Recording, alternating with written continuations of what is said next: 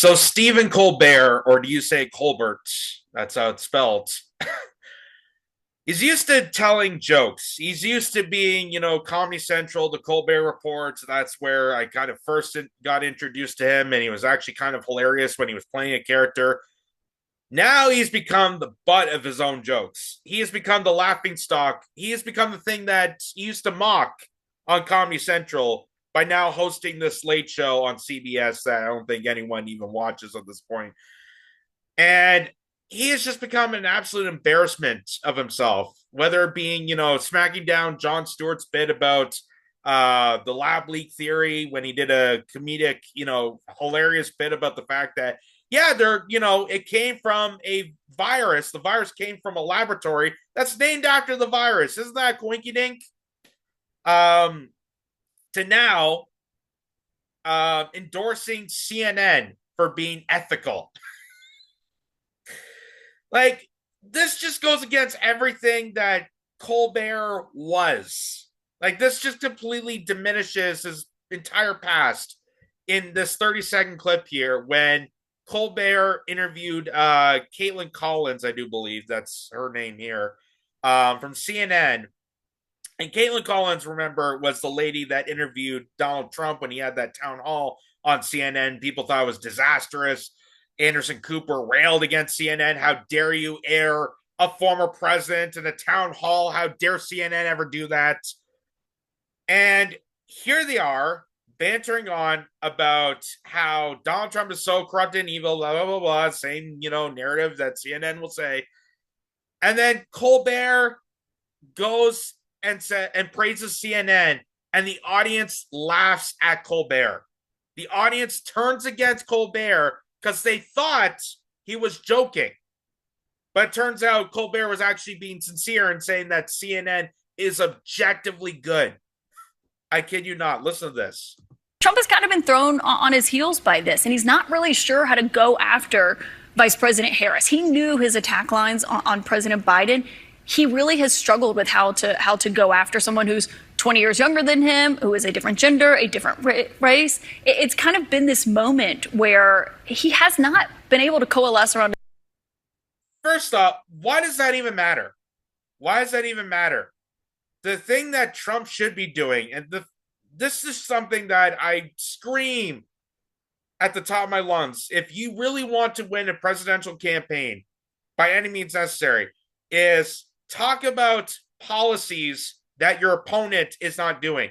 Focus on that. Don't even bother with any of the identity BS or the appearance or how Kamala Harris don't even worry about that. Like, the internet's already got that covered. TikTok's already got that covered. They do hundreds of remixes making fun of her. Don't even bother with it. If you really want to hands down win a landslide, focus on policy. Focus on issues that is not being addressed by your opponents. And considering that Kamala Harris is running on nothing, you pretty much have a clean slate. You pretty much have a huge advantage. The fact that Trump was the first to announce that, hey, why are we taxing on tips? Let's get rid of that. Let's, actually make waitresses and waiters and bartenders and people that rely on tips as a means of income. Let's not tax that. That was a huge jump for Donald Trump. I don't know if he's going to follow through with it, but that's definitely a huge advantage. A single attack line. I know you guys are objective over there, that you just report the news as it is. Oh, I know. CNN makes it. I know. Was that supposed to be a laugh line? I wasn't supposed to be, but. So there's Stephen Colbert. Like, I know you guys tell the news, and the audience bursts out in laughter, and even Caitlin Collins is looking around, going like, "Oh, is that a joke? Was that a joke?" And Stephen Colbert tries to dismiss it as like, "No, I'm actually being genuine." Yes, he's really in the mindset of thinking that CNN, who he used to make fun of on Comedy Central, who they knew. I still remember when Jon Stewart was interviewed by Larry King, when Larry King had his show on CNN for years. Jon Stewart went on, and on CNN, on the air, went and attacked that channel for how awful it was while on CNN. I still remember that. But now all of a sudden, CNN is the good haven because Donald Trump. Because the game show host is so bad on social media and all the misinformation that CNN just has to be good. Like it's the new Scientology. It has to be good because everything else around me is so awful. This has to be pure and good. And CNN and the audience is laughing. They thought it was a joke. I thought it was a joke, but no, Stephen Colbert was actually serious about it. Let's hear that again. You guys are objective over there, that you just report the news as it is. No, I know. CNN makes a. I know that's supposed to be a laugh line. And if he was a good comedian, he would have just let the audience laugh. He would have just let that as a joke. If he was a good comedian, but he's not. He's not. Like he doesn't do stand up, so I know that as a background. But just even for a late night host, like, do you think David Letterman or Jay Leno or any of those people, like back in the day, do you think they were gonna, try to attack the audience and say, no, I was being sincere. I love you guys. I love CNN. It's so objective. And why is he doing that? Because you have a CNN host that sitting there being interviewed. You want to get, access to as many more of these credences at CNN as possible. So, of course, you're going to kiss their asses. And even Caitlin Collins is like, I thought you were doing a joke there. Is that supposed to be a joke? No. I actually think you're the greatest people ever, which is a sign of delusion, of insidious sign of delusion. And let me just show a couple of examples of how objective CNN truly is, especially when a freshman from a college, and here's this tweet here. This is absolute gold. So it says, freshman Christopher Phillips calls out Brian Stelter. Remember Brian Stelter? He used to host that show, Reliable Sources, but then got fired because it turns out his sources weren't reliable enough.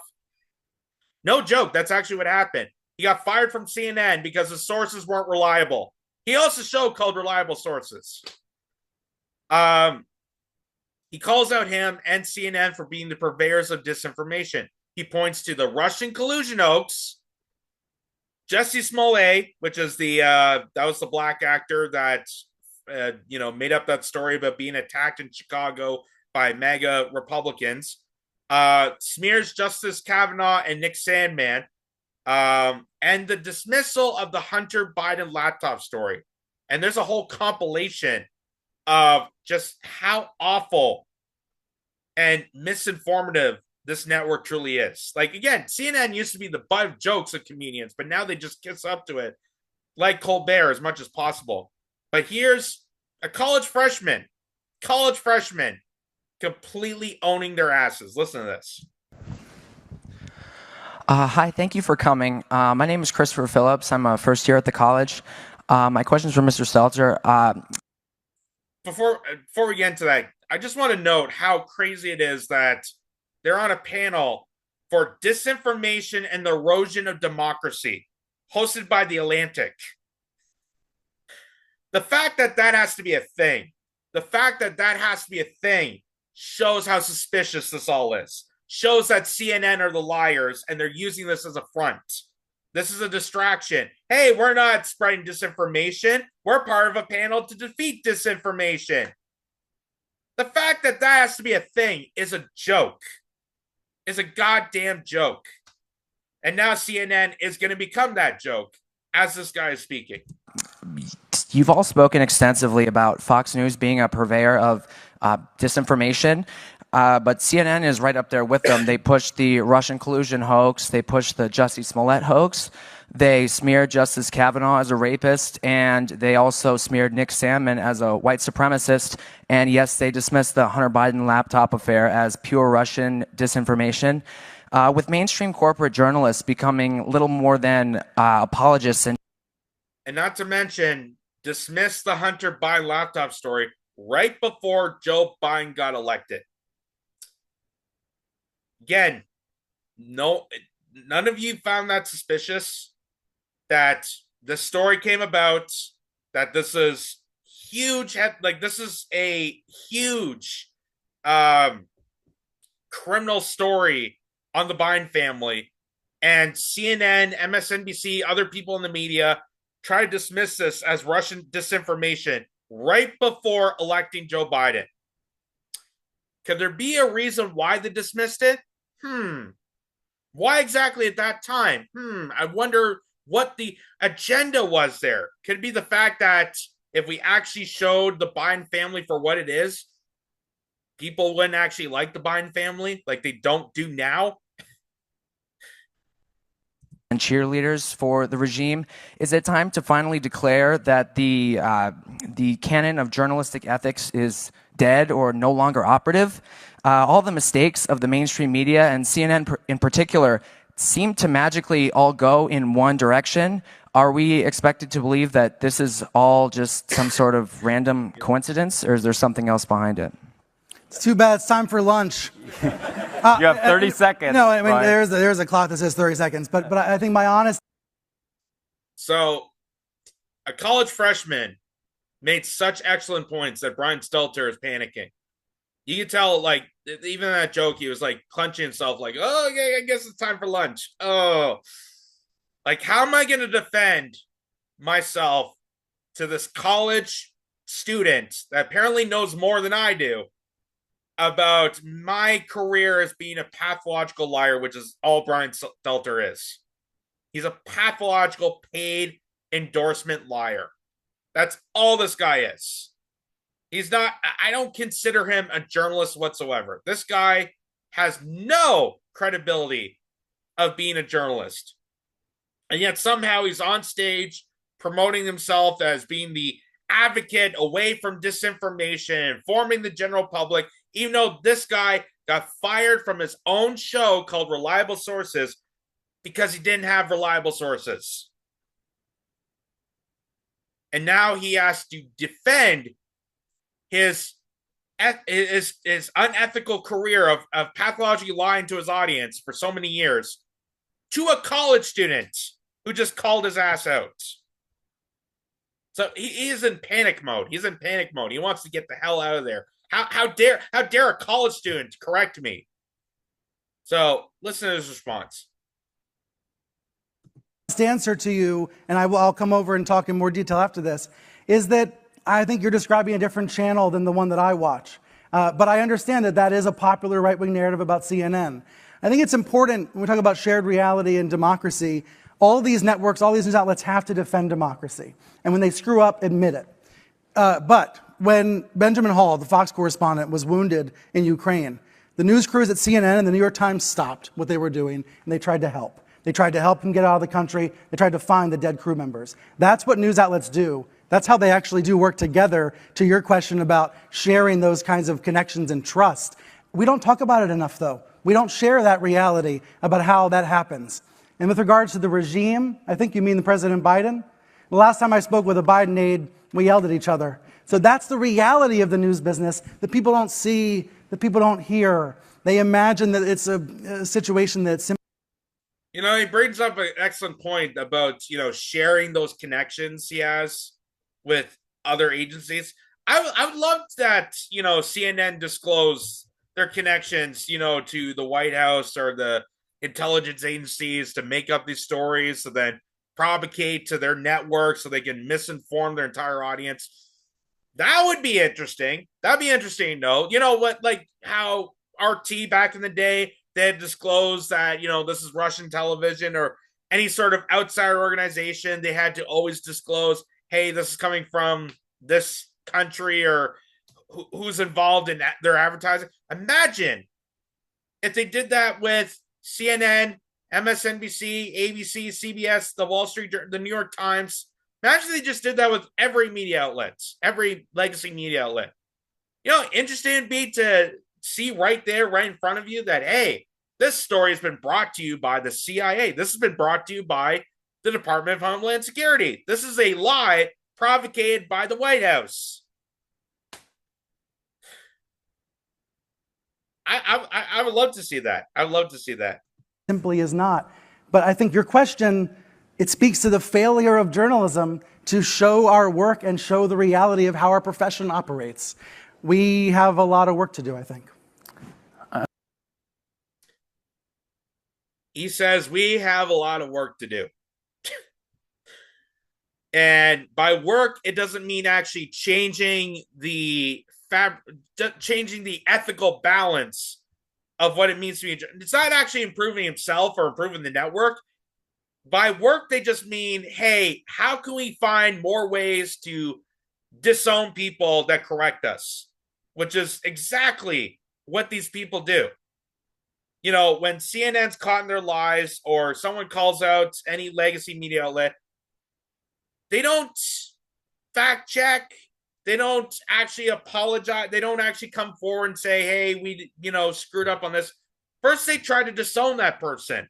They try to disown the actual fact checker that corrected the record and brought context to the conversation. They try to disown them. They try to discredit them. They try to silence them out of the conversation until there is no outlet left. There is no way to get out of it. And then once everyone realizes how awful they are at reporting whatever subject matter, then they have to come forward and say, oh, well, it was a bit of an error, but we're still a trusted source. Journalists have errors time to time again. So that's what he means by we got to work harder. Not actually informing people because they don't actually inform, it's infotainment, but they got to find new ways to trick people. That's all that is. And here's also, I just want to add this in too. So they mentioned about the Hunter Biden laptop story and the criminal situation that the Biden family put themselves into. The fact that Joe Biden, when he was vice president, was able to give Hunter Biden, his coke addict son, a cushy job at a foreign energy plant. And he was able to sit on board of the energy sector of a foreign nation. And he was able to get thousands upon thousands of dollars in endorsements for allowing this to happen. It was a treasonous move. It was a criminal catastrophe that CNN was trying to cover up for so long. Because I remember mentioning about this on the channel. We did a whole segment about Hunter Biden and the Biden family and their overseas business ventures. We've said this before, like 4 or 5 years ago, and they tried to hide it under the bus, say it was misinformation, it was Russia, it was a Russia hoax. It's all fabricated by them. Now, because Joe Biden's out of office, as this guy is pointing out, now that Joe Biden is not running for 2024, now they can just go out and say it. It's unbelievable. Now that Joe Biden's officially, getting shoved out of office, now they can finally say, hey, remember that story that we told you wasn't actually a story? Well, I guess now we can actually report something on that. So now places like CNN, the New York Times, and other legacy media outlets are now reporting the story that we told you about, 5 years ago. They really take the late breaking phrase too literal at CNN. A little 5 years too late. But here they go. And Caitlin, there's also this new reporting coming from the New York Times that Hunter Biden asked the State Department for help on behalf of Ukrainian gas company Burisma, and this was at a time when his father, Joe Biden, was vice president. What are you learning? Yeah, we're learning all of this now that his father's no longer. And you notice how they're trying to repeat, like, oh, we're learning this now. It's a new story. This is something that just came out of thin air. We did not know about this 5 years ago. Even though people like me in Canada on a shoestring budget podcast was able to deliver this to you. I called it out. There's other podcasters that called it out. Other investigative journalists have been saying this for a long while now. And here you are, CNN, 5 years too late, now that Joe Biden's getting himself out of office. Oh, I guess that story is something new to talk about. We're just finally learning now about the story that we've been covering up for the last 5 years. We're finally learning now that maybe we should actually report something on this, that maybe this story actually has some credibility, that maybe we were in the wrong to cover up the story to make us look like we're pushing the Biden family for election, which is exactly what they were doing. And they can't deny it. They can't deny it. Just like they can't deny the laptop. Remember they said the laptop, it didn't exist. According to them, it didn't exist. Even though there was evidence, full-on photographic evidence that proved not only did Hunter Biden have the laptop with recordings of, prostitutes and cocaine and all. Not only that, but they had receipts and accounts from the repair shop that Hunter Biden dropped the laptop at. So they can't ignore that. They could not ignore that. But here they are reiterating the fact, it's such a new story. We're just learning now. No, they got caught. They finally got caught. Now they have to reveal to their drone audience that's listening to this, these vapid people that's still watching CNN, that, I guess we should maybe talk about that story. Running for a second term in office, the State Department is releasing some information obtained by the New York Times that Hunter Biden, back in 2016, when he was a board member at this Ukrainian gas company, Burisma, he reached out to folks in the U.S. Embassy in Italy and wanted some help. He wanted some networking for Burisma, and they balked pretty quickly. The internal information that the Times was able to obtain through the Kate. And Kate, isn't that amazing? And people watching CNN will actually believe this is brand new information. Like, we didn't know. We didn't know at the time. We just thought Hunter Biden was just, Joe Biden's son. And he's, oh my God, what the crate.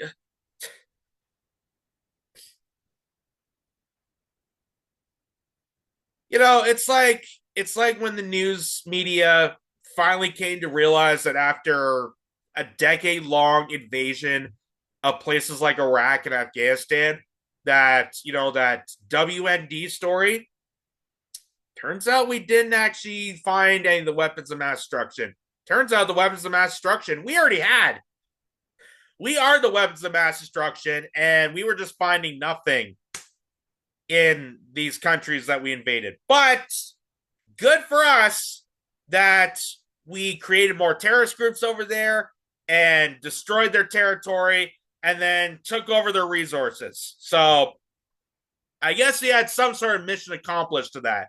But, to scare people into thinking that another country that has nothing to do with us was going to eradicate us with weapons of mass destruction and then not finding anything and lying to people for a decade and then finally saying, that thing, maybe we, that never actually happened.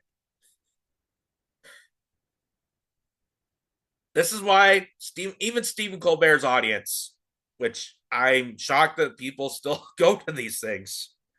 But I guess I think they're free tickets, right? Talk shows and that they get like free tickets. So it's not like a paid for thing. I would not pay for to sit in a late night talk show audience. That just seems ridiculous. I'd pay to see comic acts, an actual comedian, but not to sit on a broadcast late night show that I know is going to be dopey like this. I would not pay for it. So I don't know, maybe just people are getting free tickets for the sake of, hey, a night out. But even Steve Colbert's audience knows better to not trust CNN. And the fact they're laughing at the host of the show that they're attending, it just shows how deluded some of these people are. Some of these, Hollywood celebrities, these big wigs in media, they're so full of themselves, so full up their own asses that they just They can't even see what's in front of them. It really is like some sort of religious cult that they're in. It's like Scientology, um, in a way that they're trying to preserve, the authoritarian, or whatever they call it, the official narrative of places like CNN and MSNBC as the go-to of news sources, when literally they have lost all credibility. Like every one of us have seen it. They have lost their credibility. But to Stephen Colbert, to Jon Stewart, and it saddens me because those two people in particular, Stephen Colbert and Jon Stewart, and um, any of the original like Daily Show comics like John Oliver and I forget the blonde's name, um, Samantha something, I don't know. The fact that they used to make fun of stuff like this and now that's gone, because they just want accessibility into parties, and they want to get into these exclusive details and hang out with certain. It just shows how full of themselves they are. Like they just lost their ideals on what comedy is. They lost their ideals on how to actually be a good show for the people, and are just doing it for themselves. They're just diluted into this cult of the establishment is always right. People that critique it are always wrong. And anyone that steps in the way of it is going to be an ultimate problem. And that's why they went against Trump. That's why they went against Elon Musk. It's not because they're different than the rest of the establishment. They're no different or governed any differently. But it's just because they're a bit of an interference. So they're a hurdle for the establishment. And anyone that puts a hurdle in front of the establishment is going to be targeted. That's why they tried to smear people. And Stephen Colbert on a late night show will say that CNN is still good, objectively good for news coverage. And people will laugh at that.